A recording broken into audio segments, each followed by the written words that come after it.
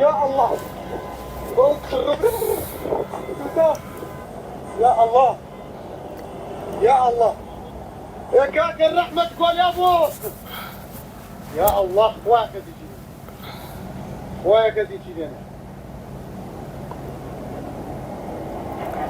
तो ये आग लगी है, ये तेल डिपो है, ईंधन डिपो, फ्यूल डिपो, वो देखिए, ये देखिए।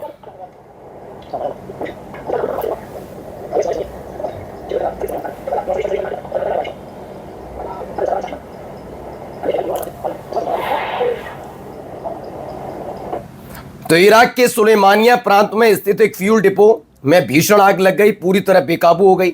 आग लगने के कारणों का पता नहीं चल पाया है, लेकिन डिपो में पेट्रोल यानी गैसोलीन से भरे सभी 34 टैंकों में भीषण आग लगी है।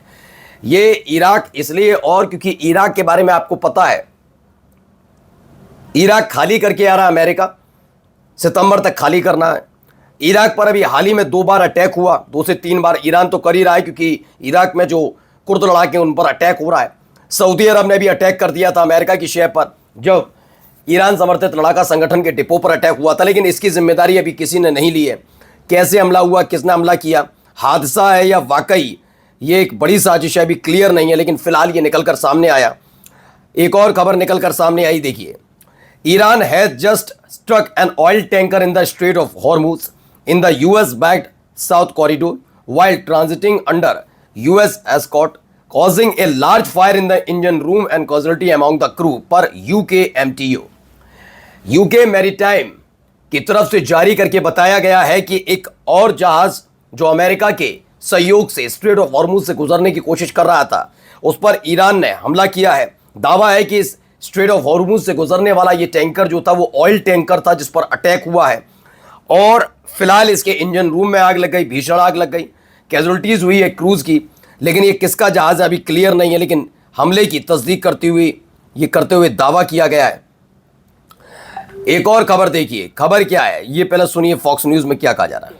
Now, I asked the president about these parallel talks that are taking place between Iran and Oman about control of the Strait of Hormuz. And the president told Fox News, if Oman gets in the way, we'll bomb the S out of them.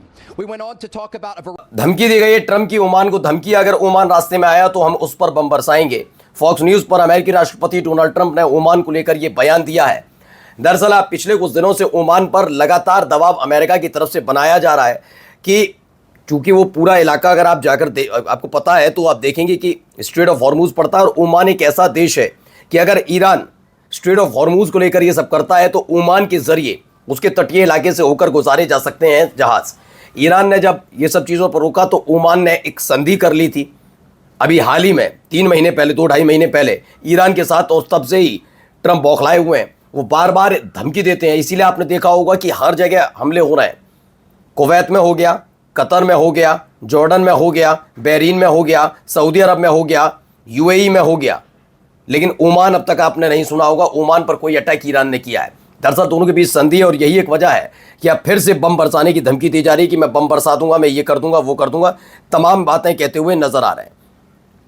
इन सब के बीच धोखा दे दिया Trump ने।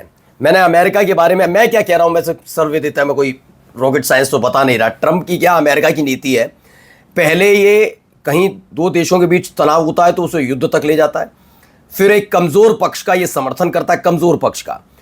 कमजोर पक्ष में भी वो जो पैसा हो जिसके पास, ये नहीं कि सभी कमजोरों का, ना ना ना ना ना, ये देखता है कि पैसा किसके पास है, जो फिर पैसा जिसके पास होता है उसके साथ युद्ध लड़ने की कहता है, लड़ो तो हम तुम्हारे साथ हैं टाइप की, फिर उसे कर्जदार बना देता है और बीच युद्ध से भाग जाता है।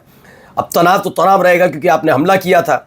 उसके बाद जब वो देश पूछते हैं तो अब क्या करना है, तो कहने हमारे पास हथियार है, हमसे खरीदो। देखिए वही काम किया इतने सालों से दक्षिणी कोरिया में, साउथ कोरिया के अंदर ये सब है। नॉर्थ कोरिया और साउथ कोरिया में ठनी हुई, ये सब जानते हैं। अब क्या है, डोनाल्ड ट्रंप ने कहा मेरे बहुत अच्छे रिलेशन है किम जोंग उन से, नॉर्थ कोरिया के प्रमुख से, इसीलिए I am not happy with the fact that the United State has long ago agreed to participate in joint military exercise with South Korea.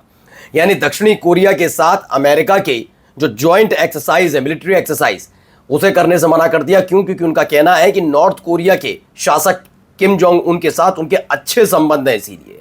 यही नहीं, ये भी कहा गया कि इस जॉइंट एक्सरसाइज से बहुत नुकसान होता है अमेरिका को, अमेरिका के टैक्स पेयर का पैसा बर्बाद होता है, इसलिए मैं करने नहीं जा रहा हूं।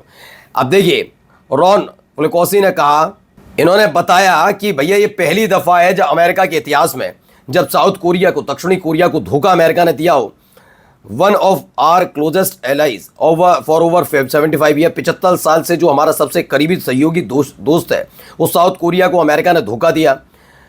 बताया गया these exercise in various form have taken place every year since 1974। 1974 से लगातार अमेरिका और साउथ कोरिया इस तरीके से एक साथ जॉइंट एक्सरसाइज कर रहे हैं, लेकिन ट्रंप ने धोखा दे दिया है आखिरी वक्त पर, यह भी खबर निकली। अब देखिए, उधर वो धोखा दे रहे हैं तो ट्रंप के अपने सहयोगी भी धोखा देने में लगे पड़े हैं।